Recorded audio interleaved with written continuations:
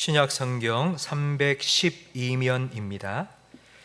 에베소서 3장 14절부터 21절까지 저와 성도님들 한 절씩 번갈아 가며 읽겠습니다.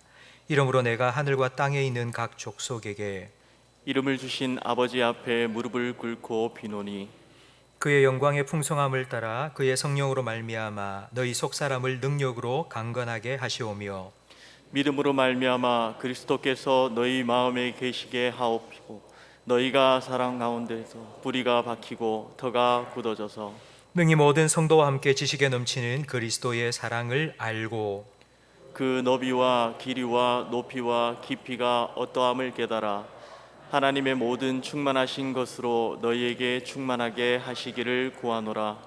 우리 가운데서 역사하시는 능력대로 우리가 구하거나 생각하는 모든 것에 더 넘치도록 능히 하실 이에게 교회 안에서와 그리스도 예수 안에서 영광이 대대로 영원 무궁하기를 원하노라. 아멘. 요즘 건강에 대한 관심이 많이 높아지고 있습니다. 몸 건강만큼이나 마음 건강도 중요합니다. 몸이 아프면 힘들지만 마음이 아파도 정말 힘듭니다. 교회도 마찬가지입니다. 교회는 겉모습뿐만 아니라 교회의 속모습도 중요합니다. 오늘 우리가 함께 나눌 에베소서 3장 14절 이하의 말씀은 바울이 에베소 교회를 위하여서 기도한 기도문입니다. 그 기도의 핵심은 딱 하나입니다. 16절 말씀인데요. 우리 16절 말씀을 화면을 보면서 다시 같이 읽어보겠습니다. 그의 영광의 풍성함을 따라 그의 성령으로 말미암아 너희 속사람을 능력으로 강건하게 하시오며, 속사람을, 우리 성도님들의 속사람을 성령으로 말미암아 강건케 해 달라는 딱 한 가지 기도를 지금 바울은 하나님께 드렸습니다. 속사람을 강건하게 하는 것, 이건 성령님께서만 하실 수 있는 일입니다. 제가 퀴즈를 하나 내겠는데요. 예수님의 생일이 언제인지는 여러분 다 아시죠? 성탄절입니다. 그렇다면 교회의 생일은 언제일까요? 우리 교회는 9월 2일입니다. 교회 설립일인데요. 우리 교회 말고 이 땅에 세워진 모든 교회의 생일, 교회가 처음 이 땅에 세워진 그날은 언제일까요? 오순절입니다. 모여있던 120 성도들에게 성령이 임하시고 그 모임이 성령이 임하자 교회가 되었습니다. 오순절 성령 강림을 창세기 1장에 나오는 사람을 창조하는 일과 비유해서 이렇게 설명을 드릴 수 있습니다. 하나님께서는 흙으로 사람의 모양을 만드셨습니다. 아직 흙 덩어리일 뿐입니다. 그 코에 생기를 불어넣으시자 사람이 되었습니다. 오순절날 120명의 사람들이 모여 있습니다. 사람이 모인 모임입니다. 그러나 그 모임 가운데 성령이 임하시자 교회가 되었습니다.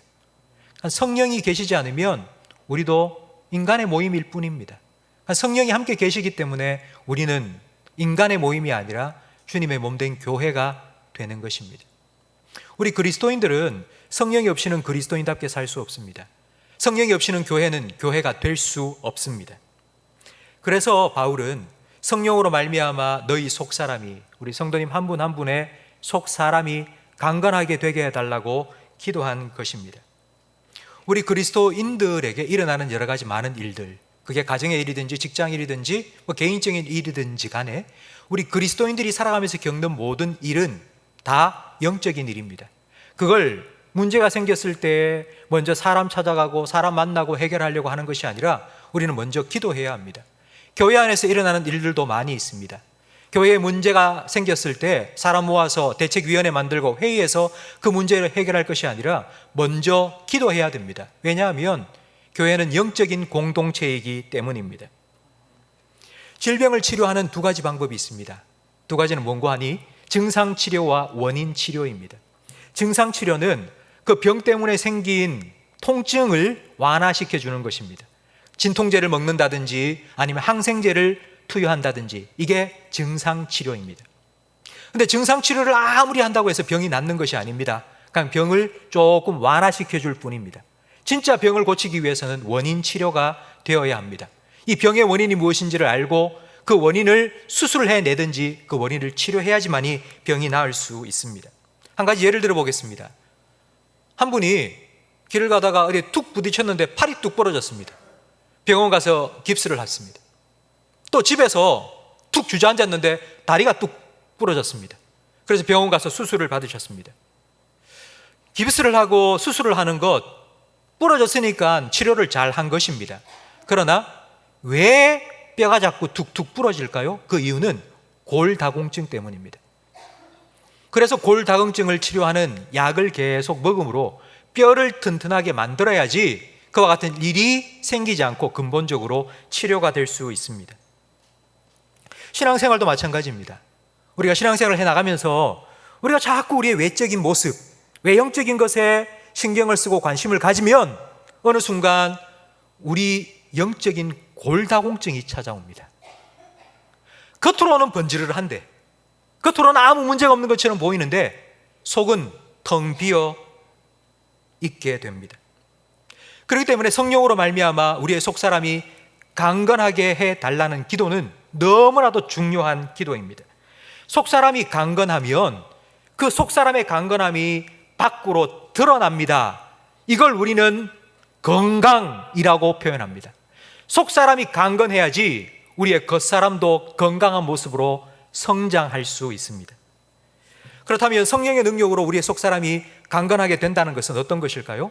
바울은 세 가지 구체적인 기도의 제목으로 속사람이 강건하게 되는 것이 무엇인지를 우리에게 가르쳐 주는데, 그 첫 번째가 17절 말씀입니다. 함께 화면을 보면서 읽어보겠습니다. 믿음으로 말미암아 그리스도께서 너희 마음에 계시게 하시옵고. 계시다라는 이 말은 잠깐 왔다가 가시는 게 아니라 거기에 정착해서 계속 산다는 뜻입니다. 일시적인 방문이 아니라 영구적인 거주입니다.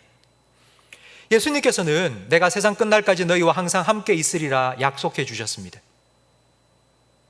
요즘 우리 교회학교 자녀들 성경학교가 계속되고 있습니다.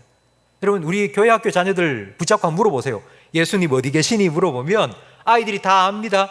주님 내 안에 계시니까. 예수님 나와 함께 계신다고 다 알고 있습니다. 아마 여러분들도 다 그렇게 믿고 계실 겁니다.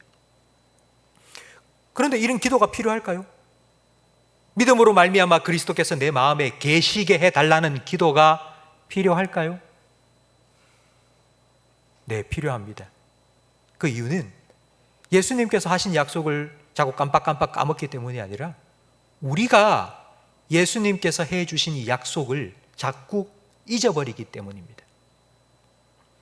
요한계시록 3장 20절 말씀을 우리 같이 읽어보겠습니다.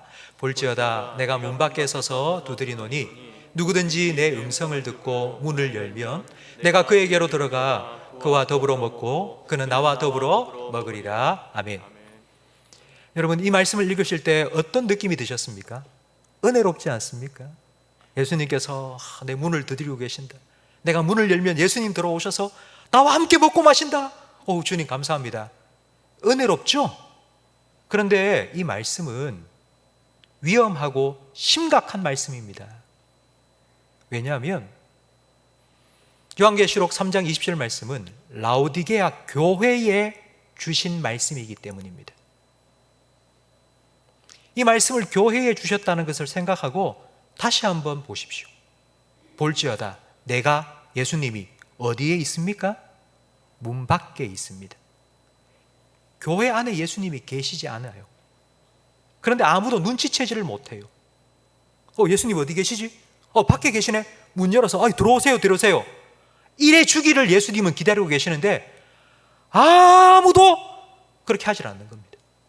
하마나 기다리고 기다리다 답답하신 예수님께서 나 여기 있는데 좀 문 좀 열어주지 하고 두드리고 계시는 겁니다. 교회에 이런 일들이 일어날 수 있다고 예수님께서 말씀하신 겁니다. 우리 성도님들께서 코로나 이전에 참 열심히 교회를 섬겨주셨습니다. 그때는 봉사할 일이 얼마나 많았습니까? 주중에도 장수대학으로, 그리고 사랑의 반찬 나누기로 얼마나 많은 일을 하셨습니까? 주님의 일을 참 열심히 해주셔서 저는 얼마나 감사한지 몰랐습니다.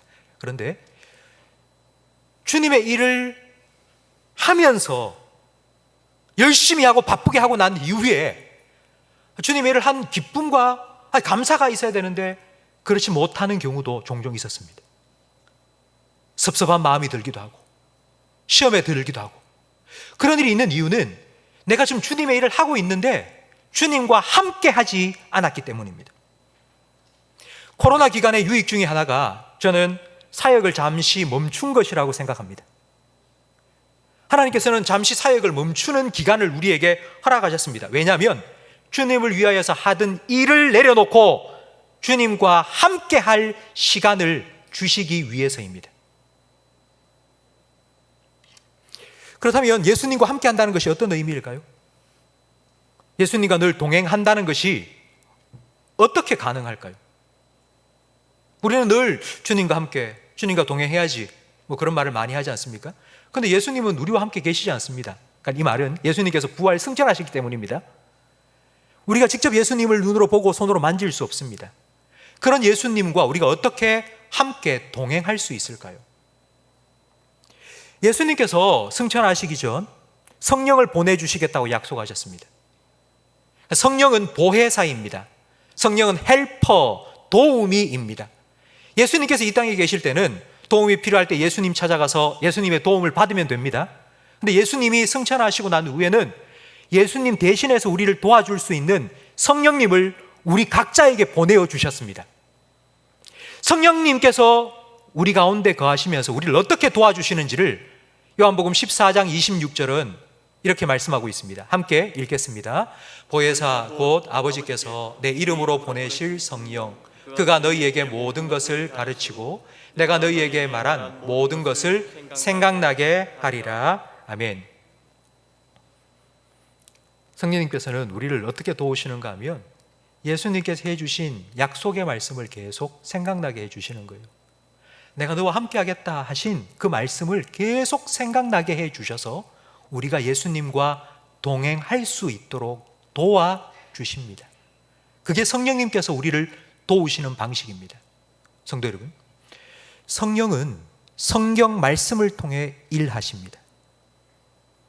성경 말씀을 통해서 말씀에 약속되어진 예수님께서 지금도 그 약속을 우리를 위해 이루고 계신다는 것을 깨닫게 해주심으로 예수님과 동행할 수 있도록 도와주십니다. 다른 말로 한다면 오늘 바울이 교회를 위해서 기도한 것처럼 성령으로 말미암아 속사람이 강건하게 되는 건 바로 하나님의 말씀을 통하여 우리의 영혼이 강건하게 되는 것입니다.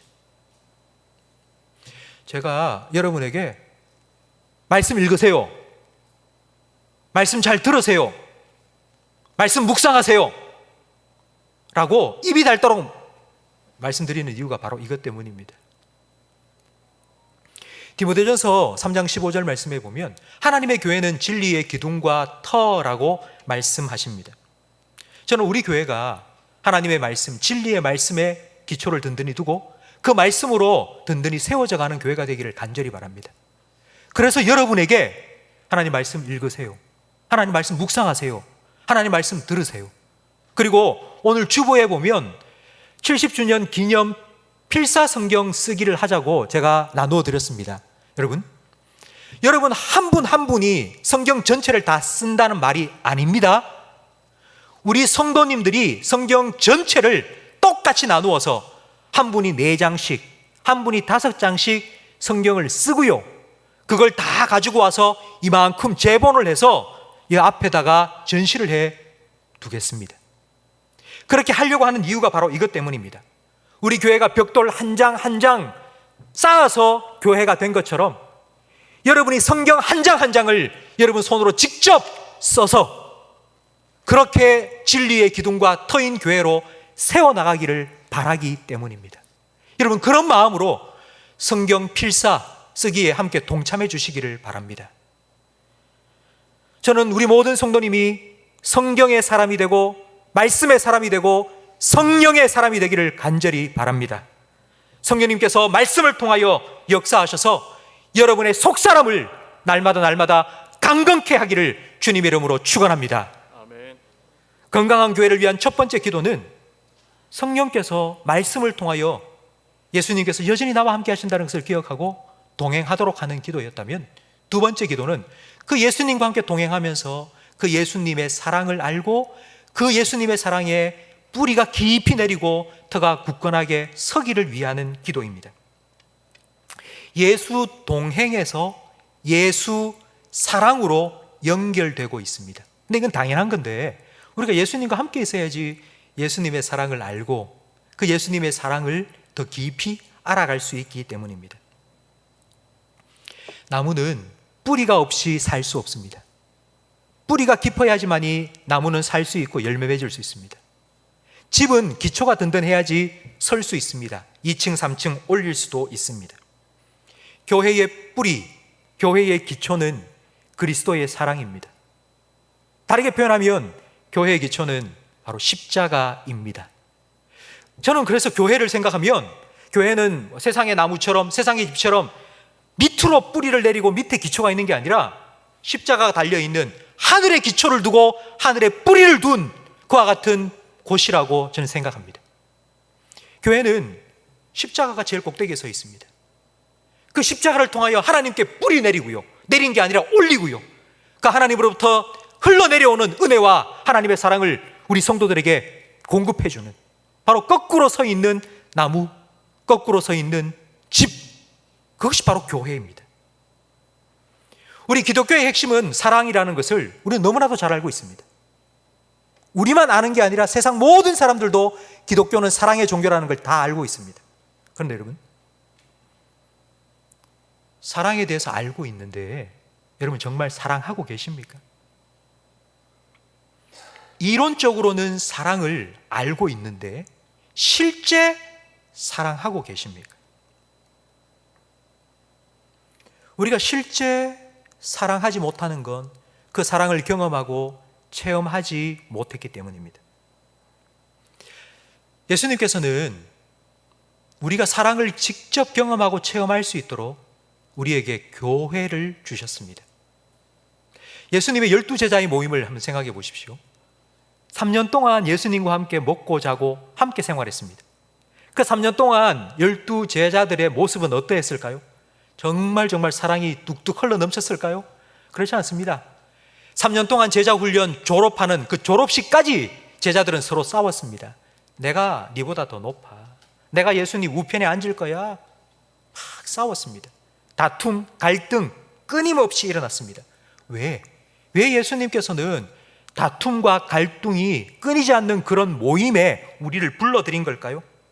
두 가지를 깨닫기 위해서입니다. 깨닫도록 하기 위해서입니다. 첫 번째, 함께 사는 사람, 사랑하는 것이 진짜 힘들다는 것을 깨닫게 하기 위해서고요. 그리고 두 번째는요, 그런 나를 예수님께서는 변함없이 끝까지 사랑해 주신다는 걸 깨닫도록 하기 위해서입니다. 이 과정을 통해서 우리는 예수님의 사랑을 더 깊이 알아가고 그 사랑에 더 깊이 뿌리 내리고 그 사랑에 더 견고히 설 수 있습니다. 한 가지 예를 들어보죠. 여러분은 부모님의 사랑을 언제 깨닫게 되셨습니까? 부모님이 나를 사랑하신다는 것 머리로는 다 알고 있습니다. 어버이날이 되면 카네이션도 꽂아드리고요, 생일이 되면 선물도 사드리고요, 다 그렇게 했습니다. 근데 진짜 그렇게 머리로만, 이론적으로만 부모님의 사랑을 아는 것 말고 진짜 부모님의 사랑을 깨닫게 된 건 언제입니까? 결혼을 해서 자식을 낳아서 키워보니 자식이 치리도 말을 안 듣고, 나도 우리 아버지한테 이런 아들이었겠구나, 나도 우리 어머니한테 이런 딸이었겠구나, 그런데도 그렇게 나를 사랑해 주셨구나 라는 것을 그때서야 깨닫게 됩니다. 경험하고 체험하면 아는 게 아니라 깨닫습니다. 같은 이치입니다. 예수님께서는 교회를 통해서 성도들이 함께 모여서 서로 사랑하면서, 야, 진짜 사랑하는 게 힘들구나, 안 되네, 이게 불가능한 일이네 라는 것을 깨닫고, 그래서 예수님의 사랑이 필요하다는 것을 깨닫고 주님의 사랑을 더 알고, 그래서 사랑할 수 있도록 실습 현장으로 교회를 우리에게 주신 것입니다. 그래서 18절 말씀을 다 같이 읽어보겠습니다. 능히 모든 성도와 함께 지식에 넘치는 그리스도의 사랑을 알고. 나 혼자 신앙생활 열심히 잘해서 은혜 받았다고, 내가 주님의 사랑을 많이 받았다고, 여러분 그렇게 신앙생활 하는 게 아니라 모든 성도와 함께요, 그리고 이론적으로 머리로만 알고 있는 그 사랑을 뛰어넘어서요, 진짜 그리스도의 사랑을 깨닫게 하기 위해서 주님께서는 우리에게 교회를 주셨습니다. 교회는 사랑의 실습장입니다. 실습을 통해서 우리는 참된 사랑을 알아가고 배워갈 수 있습니다. 제가 목회를 하면서 교회를 이렇게 자주 옮겨 다니시는 분들을 종종 만납니다. 근데 그분들은 다 이렇게 말씀을 하세요. 그 교회에 문제가 많아서, 나 거기에서 너무 상처를 많이 받아서 내가 살아야 되니까 어쩔 수 없이 내 믿음을 지키기 위해서 옮겼다고 말합니다. 근데 여러분, 그렇게 습관적으로 옮겼다가 좀 힘들다 싶으면 또 옮기고 하면 뿌리를 내리지 못합니다. 좀 내릴까 싶은데 또 뽑아서 다른 데 가고, 좀 기초가 든든히 세워질까 싶었는데 또 다른 데 옮기고. 한 교회에 오래 있다는 것은요, 그만큼 힘들고 어려운 인간관계를 주님의 사랑으로 잘 참고 견디고 품고 사랑하고 용서하는 법을 배웠다는 의미입니다. 사랑하는 것이 힘듭니다. 그래서 우리는 상처받습니다. 상처받으면 밉습니다. 그래서 주님의 사랑이 필요하고요, 내가 용서할 수 없으니까 주님의 사랑으로 내가 용서할 수 있도록, 이해할 수 있도록 도와달라고 주님을 더 의지하고 주님의 사랑을 더 알고 깨닫고, 그래서 우리는 또 용서하고 또 사랑하고, 그렇게 주님의 사랑이 더 깊이 뿌리 내리게 되고 주님의 사랑을 더 깨닫게 되는 것입니다. 이걸 오늘 본문 말씀이 이렇게 표현하고 있습니다. 주님의 사랑의 너비와 길이와 높이와 깊이를 깨닫게 해달라고. 너비는 품는 폭입니다. 내가 좋아하는 사람, 내 마음에 맞는 사람만 품고 사랑하는 것이 아니라 모든 사람을 품을 수 있을 만큼 너비가 넓다고요. 그리고 길어진다고요. 한 번만 사랑하고 끝내는 게 아니고, 한 번만 좋아해주고 끝나는 게 아니고, 계속 지속적으로 길게 사랑할 수 있는 능력을 가지고요. 그리고 높은 사랑을 깨닫는다고요. 내 수준의 사랑이 아니라 주님 수준의 사랑으로 내 사랑이 높아지고요, 그리고 깊어진다고요. 얄팍한 수준의 사랑이 아니라 진짜 깊은 사랑을 예수 그리스도를 통해서 깨닫게 되는 것입니다. 이게 교회를 통해서 주님께서 우리에게 깨닫게 해주시는 사랑입니다. 성도 여러분, 저는 우리 함께 신앙생활하는 우리 모든 성도님들이 이런 예수님의 사랑을 함께 알아가기를 간절히 바랍니다. 어떤 사람이든지 품을 수 있을 만큼 여러분의 속 사람이, 여러분의 마음이 더 넓어지고 그리고 높아지고 깊어지기를 간절히 바랍니다. 바다는 모든 것을 다 받아주기 때문에 바다라는 이름을 가졌다고 합니다. 그럼 바다와 같은 그런 주님의 사랑을 배워가고 닮아가는 우리 교회의 모든 성도들이 되시기를 주님의 이름으로 축원합니다. 여러분, 이건요, 성령님께서 우리 가운데에 주님의 사랑을 부어주시고 깨닫게 해주셔야지만이 가능한 것입니다.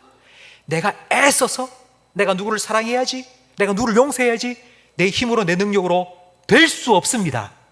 그렇기 때문에 성령께서 우리 안에서 그와 같은 일을 이루어 가십니다. 바울은 이것을 위해서 기도한 것입니다. 마지막으로 교회가 건강하기 위해서는 19절 말씀처럼 우리에게 필요한 것이 기도인데요, 우리 19절 말씀을 함께 읽어보겠습니다. 하나님의 모든 충만하신 것으로 너희에게 충만하게 하시기를 구하노라. 아멘. 충만의 반대는 부족입니다. 우리는 부족합니다. 지혜도 부족하고요, 사랑도 부족하고요, 능력도 부족하고요, 우리는 다 부족합니다. 우리는 부족하기 때문에 결핍을 느낍니다. 그래서 우리는 그것 때문에 힘듭니다. 그런데 부족한 것이 오히려 은혜입니다. 왜냐하면 우리가 부족한 것을 깨달을 때 하나님을 찾기 때문입니다. 우리는 부족하지만 하나님은 충만하십니다. 하나님이 충만하시다는 말은 하나님께는 고갈되지 않는다는 뜻입니다. 하나님은 힘과 능력이 무한하십니다. 다함이 없으십니다. 하나님은 그런 하나님의 충만하심을 우리에게 채워주시기를 원하십니다. 성도 여러분, 우리는 우리 스스로 우리를 채우려고 많이 애씁니다. 내가 열심히 돈도 벌어보고 내가 열심히 공부도 해보고 내게 필요한 것들을 막 채우려고 하는데요, 여러분, 내가 채운 건 금방금방 사라져버립니다. 우리 인생에는 구멍 뚫린 곳이 얼마나 많은지요. 옆에 있는 누군가가 와서 내 좀 가지고 갈게, 그래서 내 감정을 훅 파가지고 갑니다. 또 다른 사람이 내가 모아놓은 재산, 돈도 훅 가지고 가버립니다. 나는 충분히 채워넣었다고 생각했는데 어느 순간 돌아보니 바닥이에요, 바닥. 그렇기 때문에 충만하신 하나님께 연결되어서 그 하나님의 충만하심으로 계속 채워져야지만이 우리의 삶의 충만함을 누릴 수 있습니다. 여러분, 기도는 충만하신 하나님께 접속되는 것입니다. 하나님의 충만하심이 우리에게 계속 흘러 들어오기 위해서 파이프가 필요한데 바로 기도가 그 파이프입니다. 기도는 나를 하나님의 충만하심에 이르도록 만듭니다. 성도 여러분, 제가 성도님들 교회 만나 대신방을 하면서 만나서 신앙에 대한 얘기, 말씀 어떻게 보세요? 요즘 기도 생활 어떻게 하세요? 물어보면 많은 분들이 기도에 대해서 요즘 내 기도가 잘 안 돼요, 기도가 힘들어요 라고 말씀하시는 분이 의외로 많으셨습니다. 왜 기도가 안 될까? 왜 기도가 힘들까? 물어보면 하시는 말씀이 거의 비슷합니다. 제가 기도를 잘 못해요. 제가 뭘 기도해야 될지를 모르겠어요. 그래서 기도를 잘 못하고 있어요.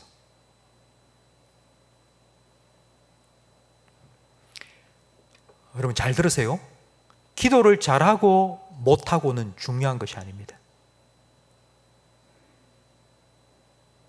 기도를 하는 게 중요합니다. 이제 막 말을 배워서 엄마, 아빠 그렇게 이제 막 말문이 트인 아이처럼 그냥 하나님 부르고요, 하나님께 기도하시면 됩니다. 우리는 하나님에 대해서 너무 오해를 하고 있습니다. 거래처 사장님을 만나서 내가 가지고 있는 계획을 정말 유창하게 설명을 쫙 해줘야지만이 좋네요, 내가 들어줄게요, 투자할게요, 그렇게 허락을 받는 것처럼 우리는 하나님께 기도하는 것도 하나님께도 그렇게 우리가 막 논리 정연하게 유창한 언어를 사용해서 그렇게 기도해야지만이 하나님이 내 기도 들어주실 것 같다고 오해하는 분이 많으신 것 같아요. 하나님 그런 분이 아닙니다. 기도의 파이프가 금으로 만들면 뭐합니까? 막혀 있는데. 기도 파이프가 플라스틱으로 그냥 대충 만들어지면 어떻습니까? 연결되어 있으면 되지 않습니까? 그러면 하나님께로부터 흘러 들어오지 않겠습니까? 연결되어 있어야지 흘러 들어옵니다. 우리가 얼마나 잘하느냐 못하느냐 그것은 중요한 것이 아닙니다. 하는 것이 중요합니다. 못해도 하면 됩니다. 바울은 20절에 이렇게 말하고 있습니다. 여러분 20절 말씀을 화면을 보면서 함께 읽겠습니다. 우리 가운데에서 역사하시는 능력대로 우리가 구하거나 생각하는 모든 것에 더 넘치도록 능히 하실 하나님. 바울은 지금 하나님이 어떤 분인지를 우리에게 가르쳐주고 있습니다. 왠 줄 아세요? 우리가 기도를 안 하는 이유는 내가 기도를 어떻게 해야 될지 몰라서, 기도의 내용과 방법을 몰라서가 아니에요. 하나님이 누구인지, 우리 기도의 대상이신 하나님이 어떤 분인지를 바로 알지 못하기 때문에 기도를 못한다는 것을 바울은 안 겁니다. 그래서 하나님이 어떤 분인지를 우리에게 알려주고 있습니다. 하나님이 어떤 분이십니까? 여러분 다시 한번 20절을 같이 읽어보겠습니다. 우리 가운데서 역사하시는 능력대로 우리가 구하거나 생각하는 모든 것에 더 넘치도록 능히 하실 하나님. 여러분, 여러분이 지금 믿고 있는 하나님, 여러분의 아버지이신 하나님께서 이 하나님이심을 믿으십니까? 여러분, 이 말씀의 의미가 무엇인지 아시겠어요? 내가 기도하는 것보다 더 좋은 것을 응답해 주신다고요. 내가 뭘 기도할까 생각하고 있는데 내가 생각하는 것, 그것 넘치도록 채워주시는 분이라고요. 그렇기 때문에 내가 정말 기도를 하는데 기도를 유창하게 잘하고 못하고 그게 중요한 게 아닙니다. 내가 말을 잘 못해서 버벅거리면서 기도를 해도 하나님은 이미 내 마음속 깊은 생각까지도 다 알고 계시고요. 하나님께서 더 큰 하나님의 계획으로 우리 기도에 응답해 주시려고 준비하고 계신다는 것을 우리는 믿어야 합니다. 그게 우리가 믿는 하나님이십니다. 성도 여러분, 하나님께서는 우리 속사람의 건강을 그 누구보다도 원하십니다. 우리가 늘 주님과 동행하고 주님의 말씀을 통하여서 주님이 나와 함께 하신다는 것을 늘 믿고, 그리고 주님의 사랑에 깊이 뿌리 내려서 그 사랑으로 서로 사랑하며 가정에서, 일터에서, 교회에서, 그리고 하나님의 충만하신 것을 내 삶에 충만하게 누리며 살아가기를 원하십니다. 우리가 이 기도를 하나님께 올려드린다면 하나님께서는 반드시 우리 기도에, 여러분의 기도에 응답해 주실 줄 믿습니다. 한 가지 제가 그림을 보여드리고 마치도록 하겠습니다. 지금은 플라스틱 통으로 된 그런 양동이, 물통 지금 많이 있죠? 근데 옛날에는 플라스틱이 없었습니다. 그래서 이런 물통을 만들 때에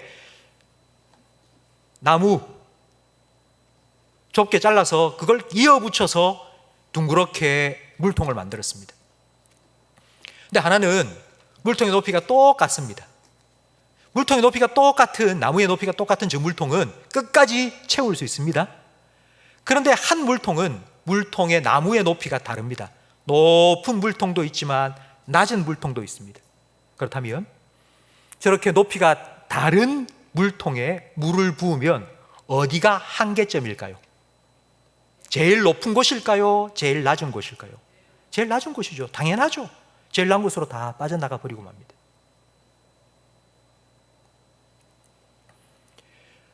우리가 신앙생활을 함께 하고 있습니다. 우리 성도님들이 함께 모여서 저런 물통과 같이 교회를 이룬 겁니다. 하나님께서 은혜도 부어주시고 사랑도 채워주십니다. 그런데 정말 기도 열심히 하시고 전도도 많이 하시고 봉사도 많이 하시는 우리 권사님, 우리 장로님, 그 높은 수준까지 그 은혜가 채워지고 사랑이 채워지면 좋겠는데 그렇지 않다는 것입니다. 성도님 중에 정말 신앙의 문제로, 영적인 문제로 힘들어하고 혼자서도 기도할 수가 없이 정말 너무나도 힘들고 괴로워서 바로 그 수준에까지 우리 교회의 수준이 된다는 것입니다. 그렇기 때문에 우리는 기도해야 합니다. 성도 여러분, 물론 제가 우리 모든 성도님을 위해서, 우리 교회를 위해서 늘 기도합니다. 이 기도로. 하지만 여러분께서 여러분 스스로를 위해서도 기도하셔야 됩니다. 내가 건강해야지 남도 도와줄 수 있습니다. 내가 건강해야지 교회도 건강할 수 있습니다. 그렇기 때문에 오늘 바울이 우리에게 들려준 이 기도는 우리 모든 성도님들이 나 자신을 위해서 해야 될 기도입니다. 누구도 예외 없이 우리는 이 기도로 자신을 위해서 기도해야 합니다. 그리고 내가 건강해졌으면 혹시라도 내 옆에 있는 분이 혹시라도 낮아져 있는지, 혹시라도 지금 기도하지 못하고 지쳐 있는지, 그런 분이 보인다면 그분을 위해서 기도해 주세요. 막아주시고 함께 해주시고, 성령으로 말미암아 내 속사람이 강건하게 되게 해달라고 여러분 기도하시기 바랍니다. 성령께서 도우심으로 주님의 말씀을 날마다 귀 기울여 듣고 그 주님께서 나와 함께 하신다는 것을 믿음으로 살아가게 해달라고 여러분 기도하십시오. 주님의 사랑을 더 깊이 깨닫고 그 사랑을 내가 살아가는 가정에서, 그리고 일터에서 하나님께서 사랑하라고 내게 붙여주신 그 사람들에게 베풀며 진짜 사랑을 알아갈 수 있도록 해달라고 여러분 기도하십시오. 그리고 그 기도를 통해 하나님과 늘 연결되어 접속되어서 하나님의 충만하신 것이 내 삶에 흘러들어와서 그 충만함을 누리며 살아갈 수 있도록 기도하십시오. 하나님께서는 반드시 그 기도에 응답해 주실 것입니다. 우리의 구하는 것이나 생각하는 것에 더 넘치도록 능히 이루실 하나님께서 여러분의 기도, 우리의 기도에 반드시 응답하여 주실 것입니다. 아멘. 성도 여러분, 제가 앞에서 이런 말씀을 드렸죠. 코로나 기간 동안 우리는 지금 교회의 사역을 잠시 내려놓고 있습니다. 저는 이 시간을 통하여서 우리 모든 성도님이 각자 교회 일을 열심히 하기 위해서 오신 그 시간을 주님과 함께하는 시간으로 좀 전환을 하셨으면 좋겠습니다. 더 말씀 보시고, 그리고 성경도 한번 같이 써보시고, 그리고 기도하시고, 그렇게 여러분의 속사람이 주님 안에서 더 자라가고 더 강건해지고, 그래야 해서 그 속사람의 강건함이 여러분의 삶의 건강함으로 나타나서 여러분의 삶을 통하여 하나님 영광 받으시기를 주님의 이름으로 축원합니다.